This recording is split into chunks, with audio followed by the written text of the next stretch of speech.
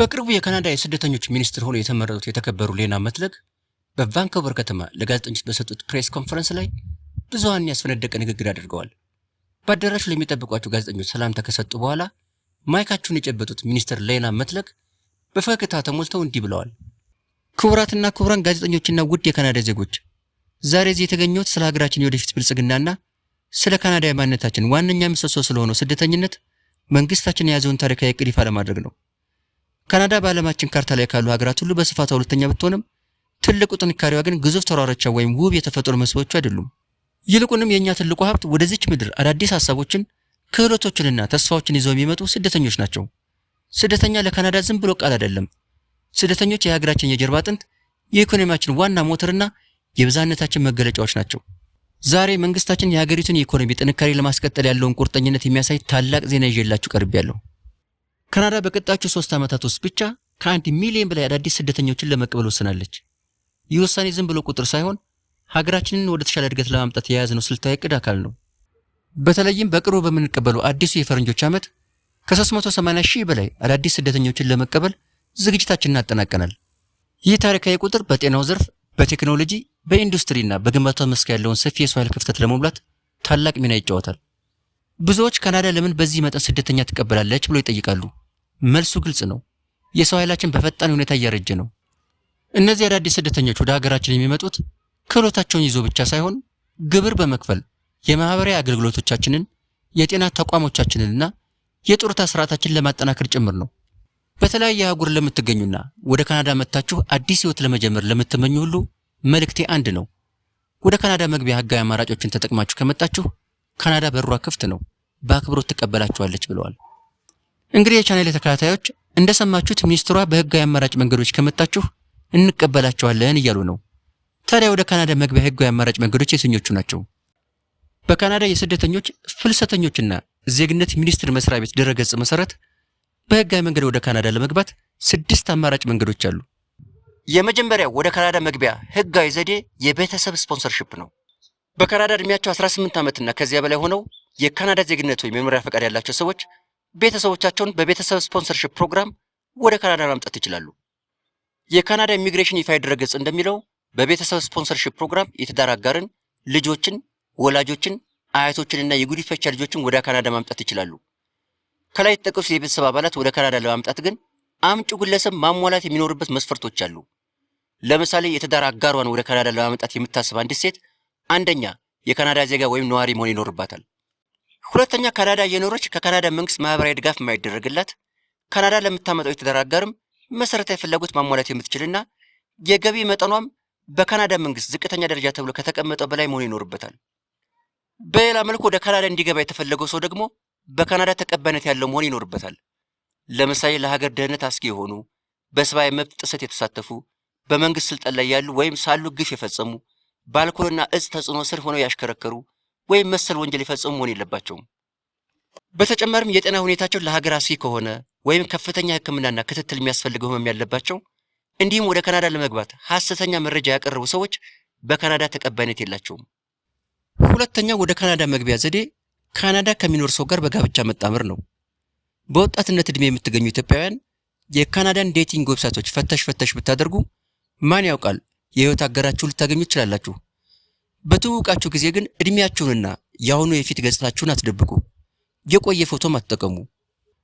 ሶስተኛው ወደ ካናዳ መግቢያ ህጋዊ መንገድ የነጻ ትምህርት ዕድል መጠቀም ነው። በርካታ የካናዳ ዩኒቨርሲቲዎች የነጻ ትምህርት ዕድል ይሰጣሉ።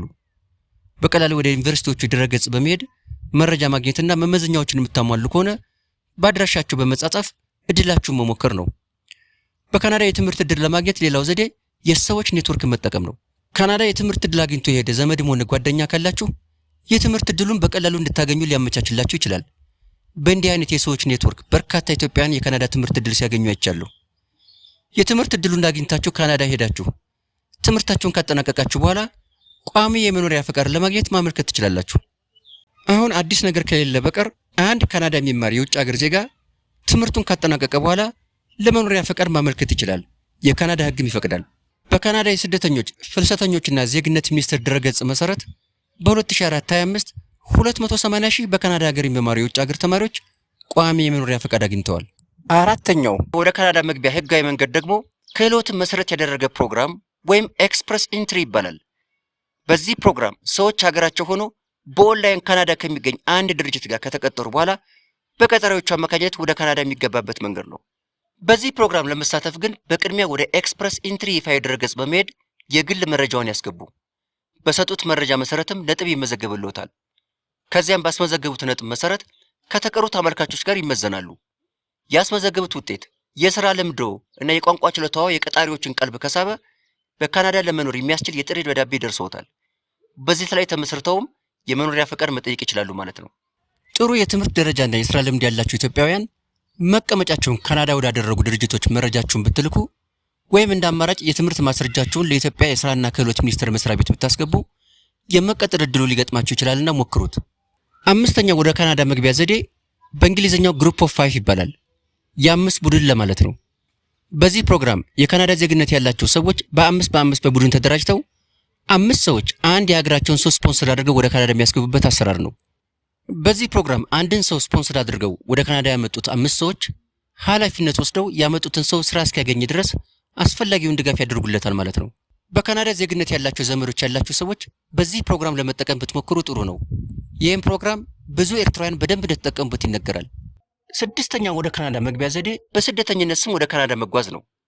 በካናዳ ሕግ መሰረት ስደተኛ ወይም ሪፊውጂ ማለት በፖለቲካ አመለካከት፣ በሃይማኖት፣ በብሔር ወይም በጾታቸው ምክንያት የሚደርስባቸውን ክስና ጥቃት ሸሽተው በሌላ ሀገር ይጠለሉ ማለት ነው።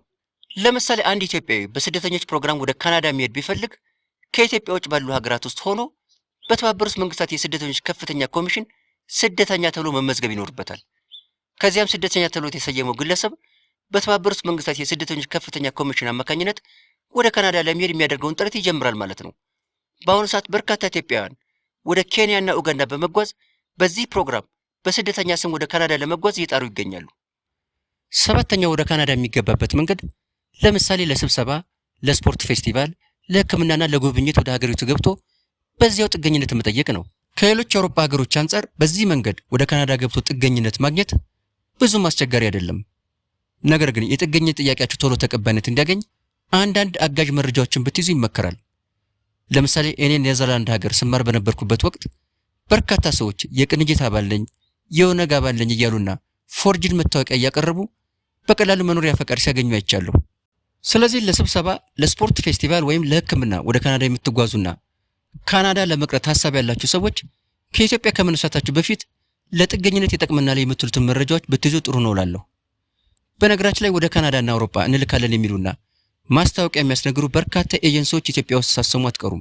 ነገር ግን ከኢትዮጵያ ስራና ክህሎት ሚኒስቴር ውጭ ሰዎችን ወደ ካናዳ ለማስገባት በካናዳ መንግስት ፈቃድ የተሰጡ አንድም ኤጀንሲ ኢትዮጵያ ውስጥ የለም።